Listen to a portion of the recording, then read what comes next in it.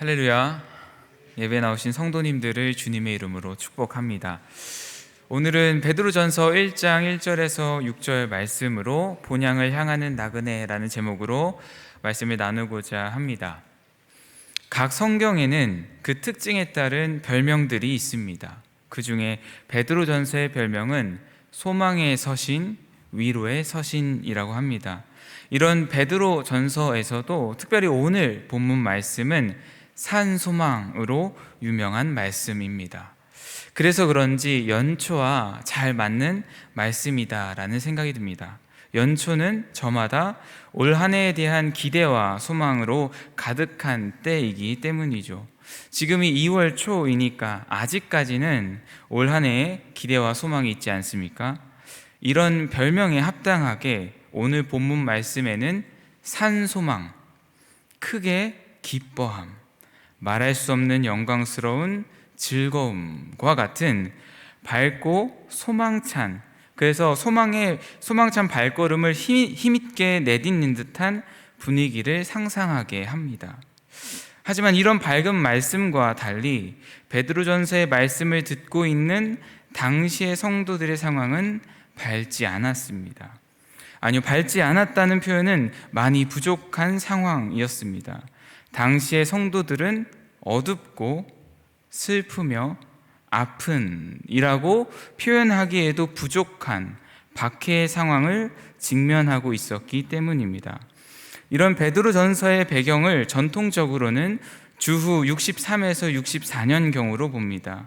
주 64년은 조금만 관심이 있으면 다 알 수 있는 중요한 사건이 있었죠. 네로 황제가 집권하던 주 64년 7월 18일 밤이었습니다. 캄캄한 로마의 밤을 환하게 비추며 맹렬하게 타오를 불꽃의 씨앗이 로마 대경기장 관중석 밑에 있는 상가에서 싹을 텄습니다. 이 불씨는 때마침 불어온 강풍을 타고 맹렬한 불길이 되어 주변을 삼키기 시작했습니다. 황제의 궁전과 귀족들의 고급 저택을 삼켰고 이어 서민들의 주거 지역을 덮쳤습니다. 당시에는 100만 명 정도 되는 인구가 로마에 살았고 수도로 계속 유입되는 사람들을 수용하기 위해 인술라라는 공동주택을 지어서 보급했는데 이는 오늘날 5층에서 6층 높이의 아파트와 비슷했다고 합니다. 이런 아파트들은 나무로 지어졌고 벽과 벽을 맞대고 있는 구조로 지어졌기 때문에 불이 번졌을 때는 이미 걷잡을 수 없었습니다. 그렇게 화재는 9일 동안이나 계속되었고 로마에 있는 14개의 구 중 3개에서 4개는 완전히 소실되고 6개국 이상이 절반 정도 불에 탔다고 합니다. 쉽게 예를 들면 서울의 3분의 2가 불에 탔다라고도 할 수 있겠습니다. 이것이 로마 대화재 사건입니다. 시간은 지나서 로마의 불은 다 꺼졌지만 생명과 삶의 터전을 잃은 이 시민들의 분노는 꺼지지 않았습니다. 그 분노는 당시 황제였던 네로에게 의심과 비난으로 번졌고 이를 피하기 위해 네로는 당시 기독교인들을 방화범으로 몰았습니다. 이제 그 모든 분노는 성도들을 향했고 성도들은 들깨나 사자의 밥으로 죽게 되거나 말뚝에 묶어 불에 태워 죽게 되는 그런 박해가 시작되었습니다. 이때 바울과 베드로가 순교했다라고 알려져 있죠. 이것이 로마에 있었던 기독교 3대 박해 중 첫 번째 네로 황제의 박해입니다.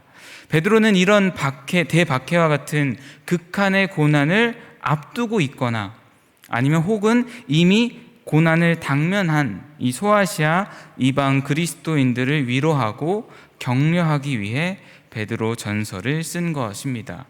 그런데 임박한 고난을 대비시키거나 혹은 이미 생명을 위협하는 고난을 받고 있는 그리스도인들을 위로하고 그래서 산소망을 붙잡게 하여 고난에도 인내하며 끊임없이 거룩을 향하도록 그렇게 기록된 베드로전서가 오늘날 우리에게 어떤 의미가 있을까요? 왜 우리는 베드로전서를 읽어야 하고 우리에게 주시는 메시지는 무엇이 있을까요? 다시 말하면 우리에게 다가오고 있거나 혹은 이미 닥쳐버린 대박해와 같은 극한의 고난은 무엇일까요? 여기서부터 시작해 오늘 우리에게 주시는 산소망이 무엇인지 바라보며 기도하는 시간 되기를 소원합니다. 베드로전서 당시 성도들에게 있었던 고난은 가시적이어서 역사적이어서 비교적 명확하지만 현재 우리에게 당면한 고난들은 사실 상대적으로 명확하지는 않습니다. 그래서 저는 성경을 읽을 때 개인적으로 적용하고자 할 때 이 고난을 어떻게 해석해야 되는지 고민이 많이 됩니다. 대체로 성경시대 고난들은 그들이 그리스도인이기 때문에 복음을 전파하고 믿음을 지키며 살아가기 때문에 받는 고난이 많았고 그 고난의 정도는 조금 어려움이 아닌 목숨의 위협이 있는 고난이 대부분이었기 때문입니다. 그런데 이에 반해 현대의 고난은 그리스도인으로서 받는 고난이 그리 크지 않기 때문에 고난을 어떻게 좀 적용을 해야 될지 고민이 되는 것입니다. 물론 그리스도인으로 살면서 조금 손해를 보거나 조금 피곤한 삶을 살 수는 있겠죠. 복음을 전하는 일에 나의 시간과 재정을 쏟을 수도 있을 겁니다. 그래서 이로 인해 거절을 당하거나 혹 매를 맞을 수도 있을 겁니다. 그러나 성경시대와 같은 그런 고난들은 아닐 것입니다. 하지만 그 고난이 시대와 그 정도를 막론하고 신자들에게 동일하게 작용하는 것이 있습니다. 고난에 공통점이 있다는 것입니다. 그것은 고난을 믿음의 눈으로 보지 못할 때, 그 고난은 신자들의 산 소망을 빼앗고 믿음을 흔든다는 것입니다. 그 결과 신자들은 기쁨을 잃고 소망을 잃게 됩니다. 거룩을 향한 힘인 이 소망을 잃을 때 당연히 거룩도 잃게 되고 성도의 사랑과 교제 또한 잃게 됩니다. 그리고 마침내 교회를 잃게 되고 세상으로 돌아가게 되죠. 이렇게 되는 것에 대한 경계를 베드로전서 곳곳에서 찾아볼 수 있습니다. 1장 14절 전에 알지 못할 때에 따르던 너희의 사욕을 본받지 말고 4장 3절 너희가 음란과 정욕과 술 취함과 방탕과 향락과 무법한 우상 숭배를 하여 이방인의 뜻을 따라 행한 것은 지나간 때로 족하다. 돌아가지 말라는 것이죠.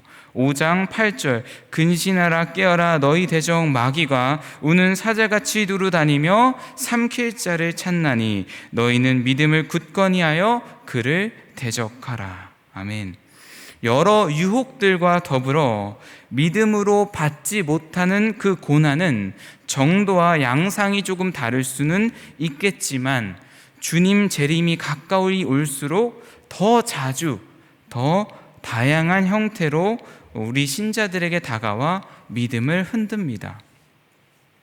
어렵고 고통스러운 상황으로 소망을 빼앗고 믿음을 흔들어 결국 세상을 따르며 세상에 소망을 두게 하는 것이죠. 이것이 고난이라고 한다면 우리의 육신의 생명을 위협하진 않지만 그보다 더 중요한 우리의 영생을 흔드는 그 고난은 이 시대에도 여전히 산재해 있습니다. 이유를 알 수 없는 재앙과 같은 사고와 같은 고난들도 있겠죠. 질병, 하고자 하는 일이 잘 되지 않음, 간절히 바랬던 일이 되지 않고 좋지 않은 현재의 상황, 좋은 미래를 꿈꿀 수 없는 상황 등 크고 작은 그런 고난들이 있을 것입니다. 그리고 이미 이런 고난으로 기쁨을 잃고 소망을 잃어 거룩도 잃고 사랑하며 서로 교제하며 살아가는 그 거룩한 교회의 삶도 잃어서 결국 교회를 떠나 세상을 따르게 되는 일들이 이미 한국 교회에 많이 일어나고 있는 것이 현실이라고 합니다.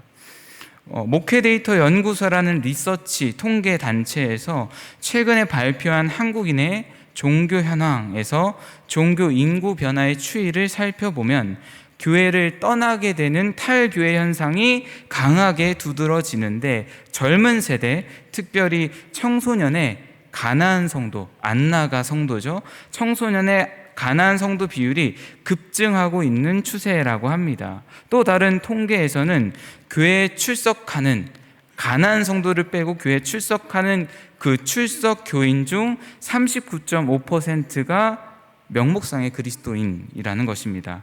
여기서 명목상의 그리스도인이라고 했을 때 기준은 정체성의 영역에서 자신을 그리스도인이라고 생각하지 않는 사람, 신념의 영역에서 구원의 확신이 없거나 다른 종교에도 구원이 있다고 생각하는 그런 사람들, 신앙생활의 영역에서 예배 외에 어떠한 신앙의 활동도 하지 않는 사람, 이 세 가지 영역 중 하나라도 해당이 될 때 명목상 그리스도인이라고 통계를 냈다고 합니다. 그랬더니 39.5%였던 것이었죠.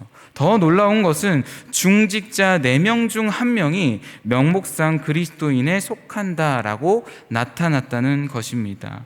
이런 신앙을 한 문장으로 표현하면 제자도와 헌신이 없는 최소주의의 신앙, 최소한의 것만 하겠다, 나는 예배만 드리겠다, 헌금도 아깝다, 예배만 참여하겠다, 어떤 것도 하지 않겠다라는 최소주의의 신앙이라고 할 수 있습니다.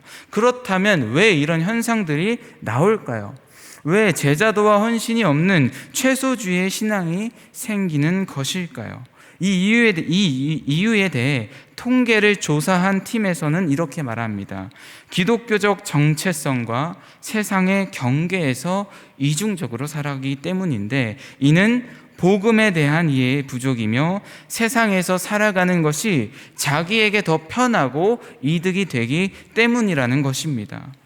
철저하게 세상의 가치관에 따라 비용 계산을 해봤을 때 참된 그리스도인으로 사는 것보다 그냥 적당히 예배드리며 사는 것을 택한다는 것이죠. 그렇게 점점 교회를 떠나게 되는 것입니다.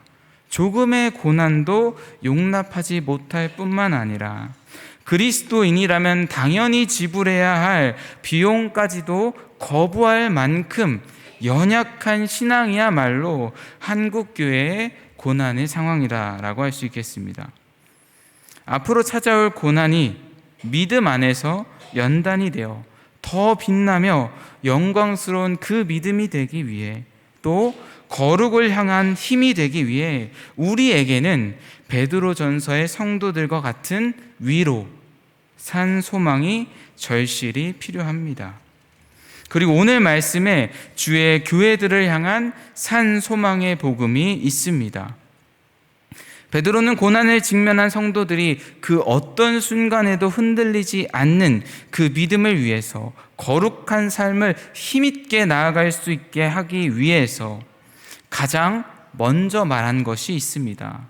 바로 너희들이 누구인가, 어디서 시작해서 어디를 향해 나아가는가 하는 신자들의 정체성에 대해 말하는 것으로 시작합니다. 1, 2절 말씀의 내용이죠. 소아시아 각 지역에 흩어져 있는 이방 성도들을 향해 베드로는 택하심을 받은 흩어진 나그네라고 부르며 너희들이 누구인지를 상기시킵니다. 택함을 받은 흩어진 나그네라는 이런 표현은 굉장히 독특한 표현입니다. 나그네라는 헬라어는 외국에 일시적으로 머무는 사람들을 의미합니다. 그냥 이게 정처 없이 여행을 다닌다라기보다는 집이 있고 그 집 혹은 목적지를 향해 가는 그런 사람들을 표현하는 단어입니다. 자신의 고향을 잠시 떠나 여행하는 자들을 의미하죠. 그런데 이 표현이 독특하다라고 하는 것은 성경뿐만 아니라 옛날에 유대 책들 어디에서도 이 나그네를 택함 받았다라고 표현하지 않기 때문입니다. 택하심을 받았다라고 할 때에는 원래는 선택받지 못할 자들이었지만 하나님께서 놀랍도록 영광스러운 특권, 축복받을 하나님의 백성으로 불러주셨다라고 라는 것을 나타낼 때 택하심을 받았다라고 합니다. 흩어진이라는 표현 또한 지금은 흩어져 있지만 때가 되어 다시 하나님의 나라로 모일 디아스포라, 즉 하나님의 백성들을 의미합니다. 베드로는 구약을 상징하는 이런 독특한 표현들을 통해 신자의 정체성을 말해주는 것입니다. 너희들은 이 세상이 전부인 것처럼 자기의 마음대로 살아가는 목적지 없이 혹은 목적지를 잃어버린 방랑자들과 같은 것이 아니라 하나님의 나라 그 본향, 고향을 나그네로 두고 살아가는 자들이라는 것입니다. 그렇기 때문에 너희들은 이 세상에 안주하지 않고 본향에 도착할 것을 소망하는 그런 나그네로 살아가야 한다고 신자들의 정체성, 즉 본향을 상기시키는 것입니다. 그리고 이를 위해 너희들을 위해 삼위 하나님께서 구원의 역사를 이끌어 오셨음을 이야기합니다. 하나님께서 미리 아심으로 너희를 택하시고 그 택하신 백성에게 성령님을 보내사 거룩하게 하시고 순종하게 하셨습니다. 성령 하나님은 하나님의 백성을 거룩한 자로 구별하셔서 기업, 즉 하나님의 나라, 이 약속의 보증이 되십니다. 그래서 어떤 상황 속에서도 신자들을 인도하셔서 거룩하게 살아나가는 이 성화의 삶을 살아가게 하시죠. 이 모든 은혜들이 그리스도의 핏부림을 받음으로 성취된 것들입니다. 이런 삼위 하나님의 주권적인 구원의 역사가 너희들을 향해 있다는 것을 말하며 고난 가운데 있는 성도들에게 소망을 잃지 말라고 위로하고 본향을 향하여 나가도록 격려합니다. 그리고 계속해서 베드로는 너희들이 흩어진 나그네로서 지금 수많은 고난을 겪고 있지만 그럼에도 불구하고 너희들은 하나님께서 택하신 자녀들이며 하나님께서 그리스도 안에서 거듭나게 하심으로 말미암아 살아있는 새로운 소망을 주셨다라는 것을 강조합니다. 너희가 나그네와 같이 별반 가진 것이 없고 이리저리 목적 없이 헤매이는 것처럼 보인다 할지라도 남들은 다 가지는 그 재산과 명예와 같은 것이 없지만 너희들이 가진 것이 있다는 것입니다. 하나님께서 그리스도의 부활하심으로 말미암아 거듭나게 하시고 주신 살아있는 소망 말입니다. 그 산 소망이 무엇입니까? 4절 말씀입니다. 함께 읽겠습니다. 썩지 않고 더럽지 않고 쇠하지 아니하는 유업을 있게 하시나니 곧 너희를 위하여 하늘에 간직하신 것이라. 아멘. 신자들이 가지고 있는 산 소망은 썩지 않고 더럽지 않고 쇠하지 않는 기업입니다. 이는 대놓고 이 세상의 것들과 대조하는 것입니다. 세상의 가치관을 따라 살아가며 세상에 소망을 두는 그 소망과 성도들의 산소망을 비교 대조하는 것이죠. 거듭나기 전에 가지고 살아가던 그 세상의 소망은 무엇입니까? 많은 소유, 높은 지위, 좋은 직장과 같은 것들이죠. 이런 것들이 참된 행복을 줄 것 같고 밝은 미래를 약속해 주는 듯 보이지만 결국 썩어 없어지는 어떠한 것도 약속해 줄 수 없는 죽은 소망입니다. 반면 그리스도 안에 신자들이 받은 산 소망은 썩지 않고 더러워지지 아니하며 쇠하지 않는 영원한 유업, 즉 하나님의 나라입니다. 하나님은 고난 가운데에서도 믿음을 잃지 않는 그 자녀들에게 그들을 위해 하늘에 이 유업을 간직해 두셨습니다. 간직하셨다라는 이 헬라어의 시제는 완료 시제입니다. 이미 완료가 된 것입니다. 하나님께서 너희들을 위해 영원하며 온전한 하나님의 나라를 이미 하늘에 마련해 두셨다는 것입니다. 또 이것이 얼마나 확실한 것인지 계속해서 이야기합니다. 5절 말씀입니다. 너희는 말세에 나타나기로 예비하신 구원을 얻기 위하여 믿음으로 말미암아 하나님의 능력으로 보호하심을 받았느니라. 아멘. 신자들의 산 소망이 얼마나 확실한 것인지, 하나님께서 주님 재림하실 때 받게 될 이 구원을 위해 하나님께서 능력으로 직접 보호하신다 말씀합니다. 보호하심을 받았다라고 표현된 헬라어는 군사 용어입니다. 군사 용어로서 파수병으로 보초를 서다, 요새를 튼튼히 지키다, 보호하다라는 의미로 사용됩니다. 즉 베드로는 여러 고난 가운데 있는 성도들에게 너희의 소망이 살아있는 것은 하나님께서 마치 성벽을 지키는 군인과 같이 너희를 직접 지키시고 계시기 때문이다 라고 말씀합니다. 또한 시제 또한 현재 시제로 계속해서 하나님께서 지키시는 거예요. 언제까지? 종말에 하나님의 기업을 상속받을 때까지 하나님께서 직접 보호하시며 인도하시는 것입니다. 이 얼마나 확실한 소망입니까? 이 얼마나 큰 은혜이자 소망입니까? 염려하지 말라는 것입니다. 하나님이 너희를 홀로 두고 너희 혼자서 알아서 오라 라고 하신 것이 아니라 하나님이 우리의 한 걸음 한 걸음을 함께 하시며 산 소망이 성취될 때까지 우리를 지키시고 보호하심으로 우리를 이끌어 가신다는 것입니다. 구원을 시작하신 분도 하나님이시오 완성하실 분도 하나님이시기 때문에 우리는 그저 그런 하나님을 바라며 따르며 누리면 된다는 것입니다. 그래서 6절에서 이렇게 말하는 것입니다. 잠깐 근심할 수 있겠지만 오히려 크게 기뻐하는도다. 크게 기뻐하는도다.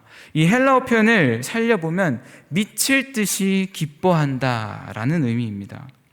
베드로도 그렇고 당시의 성도들이 직면한 고난은 작은 것이 아니었죠. 죽음의 위협이 바로 앞에 있었지만 베드로는 크게 기뻐한다 말합니다. 그냥 참을 수 있다라는 것이 아닙니다. 그냥 불평불만 정도 하는 것이 아닙니다. 그냥 기뻐하는 것도 아닙니다. 크게 기뻐한다라고 고백합니다. 물론 여러 가지 시험으로 잠깐 근심할 수 있겠죠. 하지만 잠깐 근심하고 다시 하나님의 보호하심 속에 확실한 하나님 나라야 그 기업을 바라보며 놀라운 은혜를 묵상함으로 덮어버릴 뿐만 아니라 크게 기뻐하라라는 것입니다. 하나님 나라의 이 산 소망을 붙들라는 것입니다. 이러한 확고한 믿음으로 고난을 바라보며 해석해야 할 줄 믿습니다. 그럴 때 고난은 하나님께서 믿음을 순전하게 만드시는 연단의 과정이 될 것입니다. 본향을 향하는 나그네로서 그가 그의 삶, 그의 여정을 순전하게 살고 있다는 증거가 될 것입니다. 참된 신앙으로 입증되고 단련되어 장차 있을 하나님의 영광, 그 나라에 들어갈 소망을 확고히 하게 되는 중요한 계기가 되는 것입니다. 사랑하는 여러분, 우리가 살면서 신앙과 세상의 가치관 속에서 많은 고민을 하고 근심을 갖게 될 때가 있습니다. 그것이 오늘 말씀에 베드로 전서의 성도들의 고난과 같지 않을지라도 우리의 믿음을 흔들기에는 충분할지도 모르겠습니다. 또 반대로 정말 눈물밖에 나오지 않는, 기도조차 나오지 않는 고통의 시간을 보내고 있는 성도님들도 계실지 모르겠습니다. 그런 상황이라면 고난도 크게 기뻐한다라는 이 말씀이 마치 그 고난을, 자신의 고난을 전혀 경험하지 못한 자의 무책임한 조언과도 같이 느껴질지도 모르겠습니다. 그러나 오늘 말씀이 선포하는 것과 같이 우리에게 이미 예비된 이 영광스러운 상급 하나님의 나라를 소망하는 은혜가 있기를 주님의 이름으로 축복합니다. 모든 근심과 걱정을 압도하는 하나님의 은혜, 산 소망을 바라보며 기도하는 시간이 되기를 축복합니다. 이 하나님 나라의 산 소망을 가지고 살았던 한 사람의 고백을 소개하며 오늘 말씀을 정리하고자 합니다. 독일의 양심, 행동하는 신학자라고 불렸던 독일 루터교의 목사이자 신학자였던 디트리 보네퍼의 이야기입니다.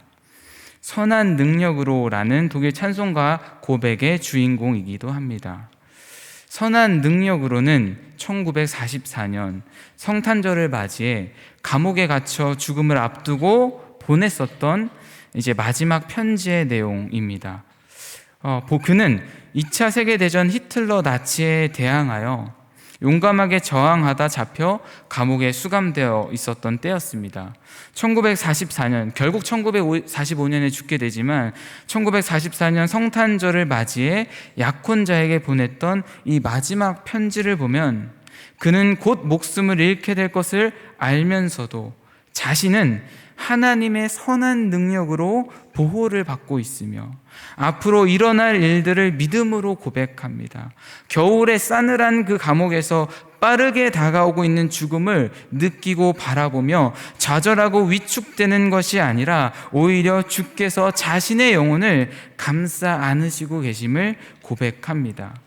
죽음이 가까이 올수록 그 어느 때보다 생생한 현실로 다가오는 하나님의 나라, 의심할 여지가 없다고 더 뚜렷하게 살아서 역사하는 그 산소망을 고백하는 것입니다. 그가 이렇게 고백할 수 있었던 것은 그에게 당면한 죽음보다 하나님 나라의 소망이 더 컸기 때문입니다. 죽음이 빠르게 다가올수록 더 밝게 빛났던 구원의 영광스러움, 그것을 보았기 때문입니다.